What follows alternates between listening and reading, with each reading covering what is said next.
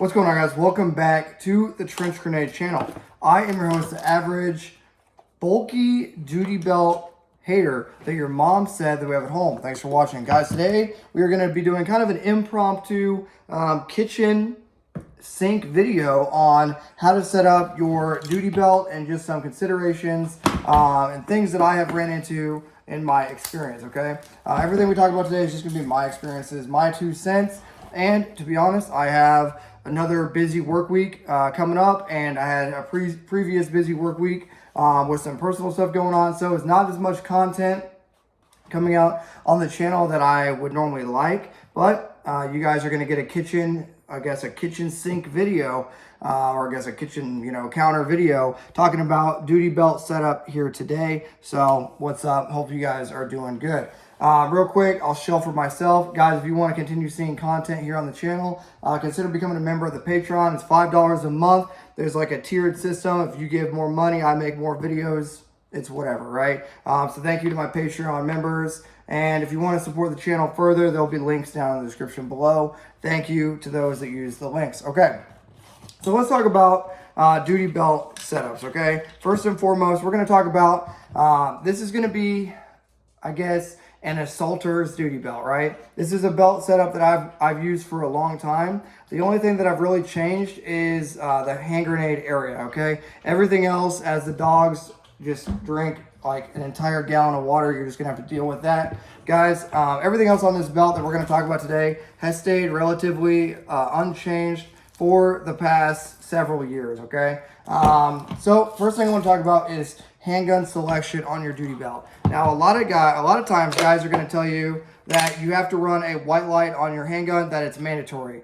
I'm going to actually go against that, okay? Now, if your primary weapon system is your handgun, like this Glock 19X, okay? If your primary handgun, or if your primary weapon system is your handgun because you're a cop, or maybe you're a gate guard and you really don't have access to a rifle, within immediate arm's reach, and your primary weapon system is a handgun, then yes, you are going to need preferably a red dot and a white light, right? So yes, in that use case, you will need a red dot and a white light. So that this is not, what I'm about to say does not apply to you. But if you do find yourself in filling those roles, if you're a cop and you're watching this, then yeah, you should probably have a red dot on your gun, either a Hollow Sun 507 comp or a Trijicon RMR, okay? And you should have a weapon mounted light for sure, preferably 1,000 lumen light, either a Surefire X300 or a Streamlight TLR1, okay? So if you are in those two categories, you're going to be running a full-size Safariland. So let's talk about holster selection. I recommend Safariland with a T-Rex Arms leg strap, period, okay? That is one area that I do not compromise in any area at all. When it comes to holster selection, you have to get a Safariland.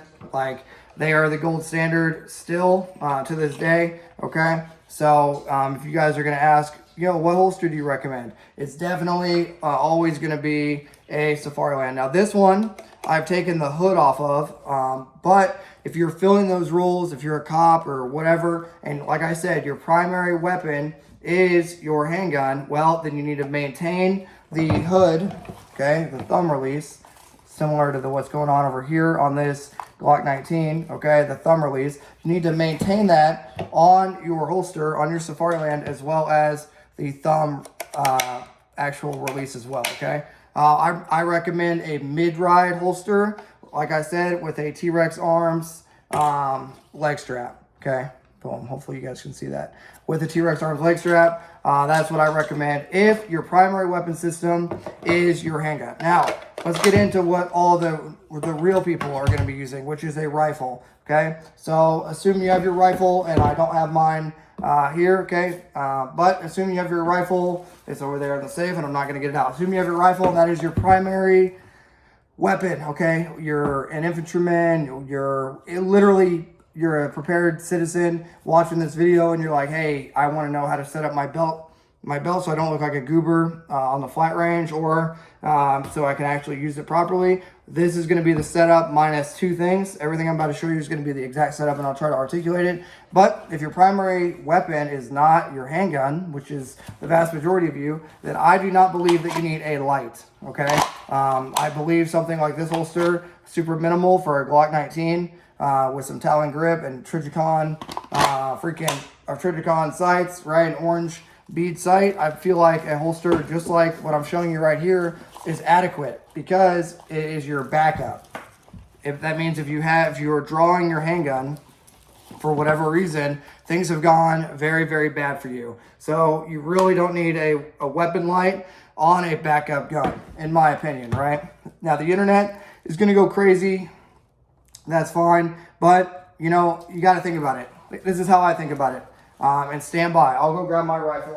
Secured said rifle. So, say your rifle, okay, this is legally a pistol. Say your rifle goes down. Well, first of all, let's talk about the capabilities that are going to be on your rifle. Typically, you're going to have a red dot sight with a magnifier. I don't have my magnifier on here right now because it's set up for home defense use. And you're going to have your surefire, right? And you're going to have your suppressor, typically in your sling. So this would be my actual fighting device, right? Would be my rifle. In my 2 cents, I'm never going to be going from a scenario where I'm fighting, okay, I'm going to transition now, and I have time to actuate my handgun light as a prepared citizen or as an infantryman. The amount of times that you're going to ever use your handgun, ever, other than, hey, I need to go take a shit, I don't want to grab my rifle, I'm just going to grab my belt or whatever, that's pretty much going to be it, right? So when it comes to going from, this fantasy of, okay, I'll sling it up like you're supposed to. Okay, I'm going to be fighting. We're going to go full crazy for you guys, okay? Because this is an impromptu kitchen video, so we are authorized to go as schizo as we want. Okay, so this weapon is clear and safe.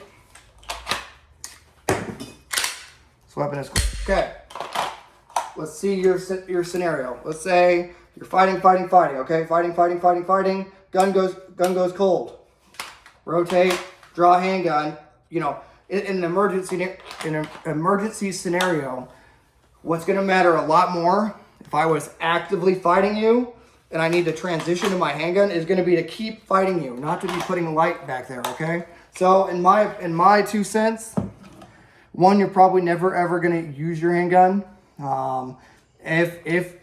Like I said, if your primary is not the handgun and your primary is the rifle, the times that you're ever going to actually use the handgun are going to be very minimal, okay? So that's why I feel for the vast majority of you, something, very simple, like what we're talking about here, will be just fine, okay?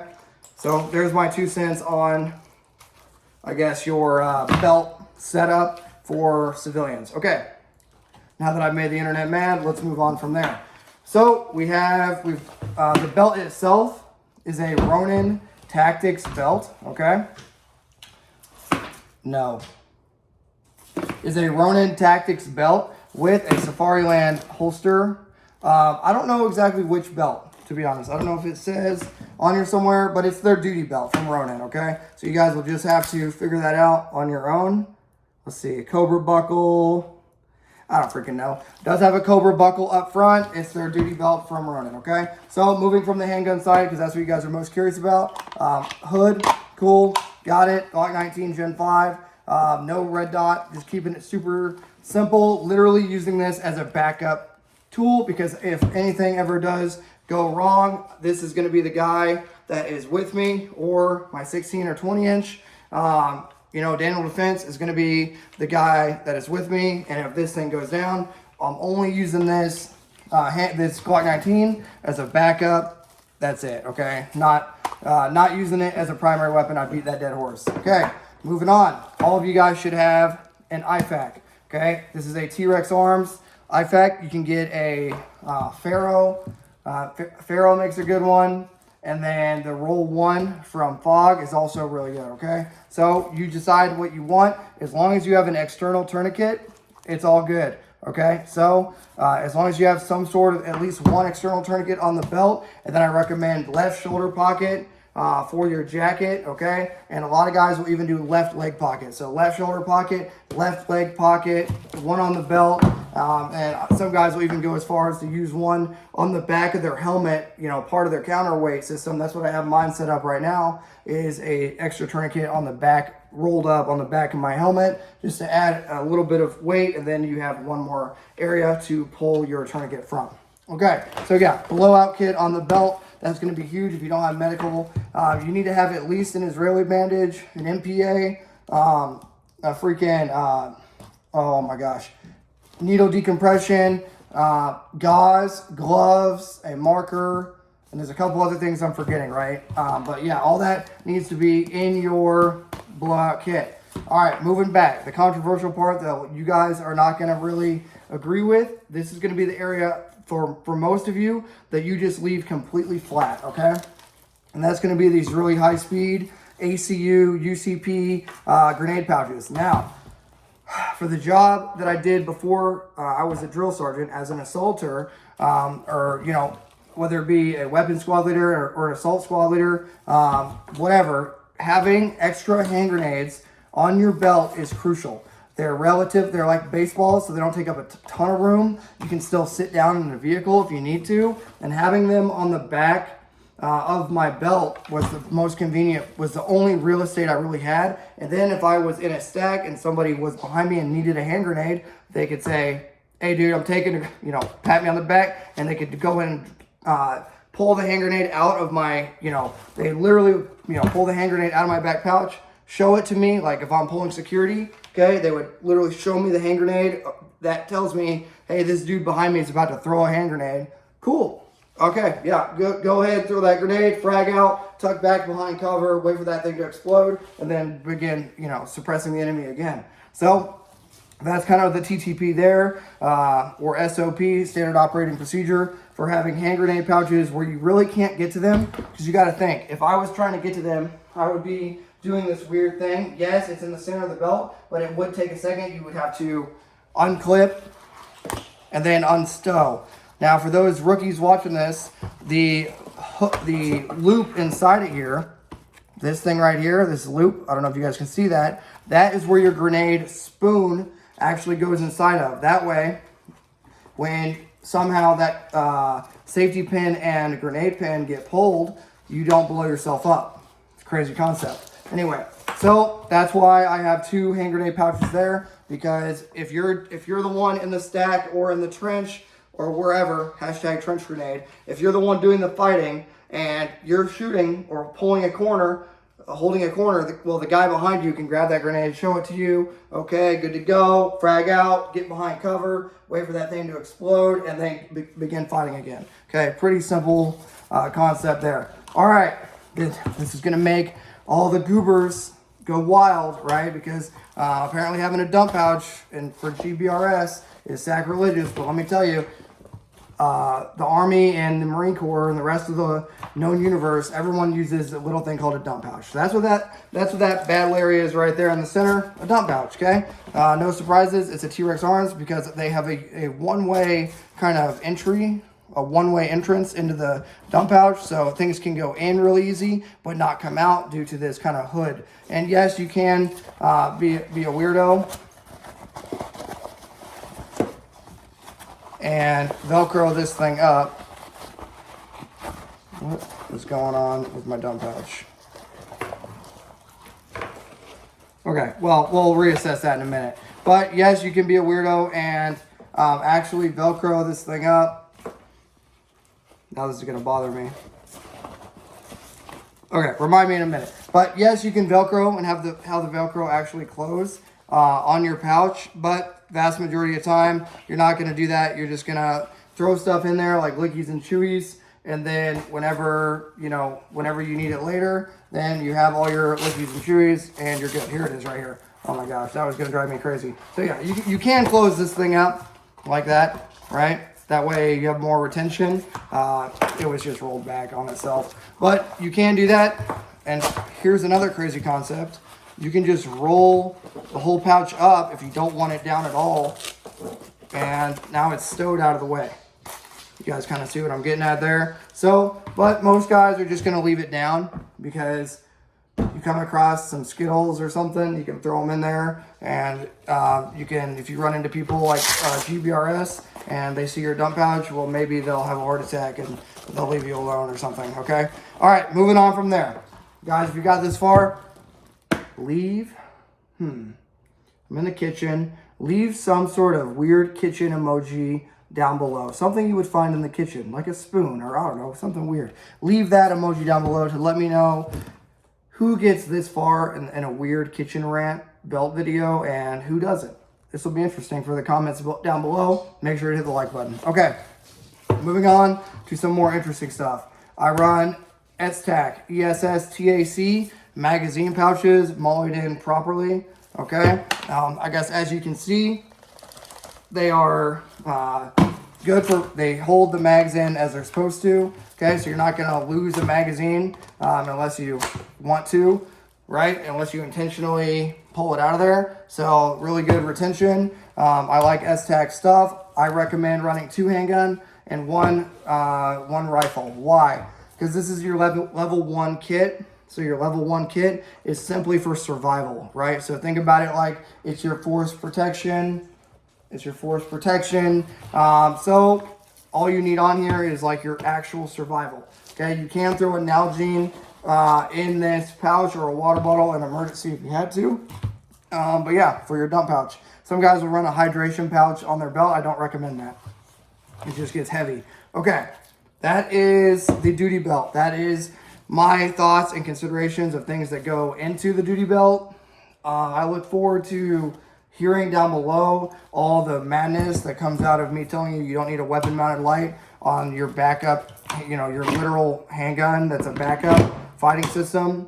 It's going to be awesome. I can't wait. Guys, if you enjoyed this content, make sure you like and subscribe, comment down below. Let me know what differences are in your duty belt. Let me know how triggered you got when I told you that you only really need to have your rifle 100% and that your handgun is a backup. Dude, people are gonna go crazy, and I love it because the people that are gonna go crazy don't actually train with the stuff. They're just gonna know what their favorite YouTuber has told them, and their favorite YouTuber has probably told them that they have to have a weapon light at all times. I don't subscribe to that anymore. I think if your primary weapon is your handgun, like i.e. you're living in a patrol car or whatever, right? What's another, I don't know, maybe you're the ATF and you're coming to infringe on somebody's rights and your primary weapon is your handgun. Yeah, okay, well, I guess if you're the ATF when you're wearing your 2-inch gong steel plate around your heart, you might want to have a weapon mounted light because this is probably your primary weapon system, right? But unless you're infringing on people's rights and your primary weapon system is your handgun, dude, your handgun is just your lifeline. So your lifeline, as long as it's got, 15, 20 rounds of 9mm, it's reliable, and, it's secured to your body properly, like this freaking Glock is, then you don't need a weapon light, okay? But yes, as you can tell, I'm excited to read those comments because I know it goes against what all your favorite hype beast YouTubers are saying. All right, guys, thanks for being here. This was interesting, I guess, rant in the kitchen to get you guys spun up before we go into another work week. Hope you guys are having a good start to your week so far. If you enjoy the content, share it with a buddy. Helps out more than you know. Like I said, post down below your thoughts, what belt you're running, what handgun you're running, if you agree, disagree, if you have M67 hand grenades at your home, make sure you post that down below and tag the ATF so that way they can hang out with you. If you're in the ATF and you're watching this, just kidding, fun and jokes, don't kill my dogs. Come here, buddy. Toby, come here. Come here. Come here, up. Come here. Come on, up. You want to jump? Oh, okay. Well, he's not going to do it. But yeah, just fun and games, guys. All right, thanks for being here. And until next time, it's going to be Trench Grenade, your average, bulky duty belt hater that your mom said that we have at home, signing out. Cheers.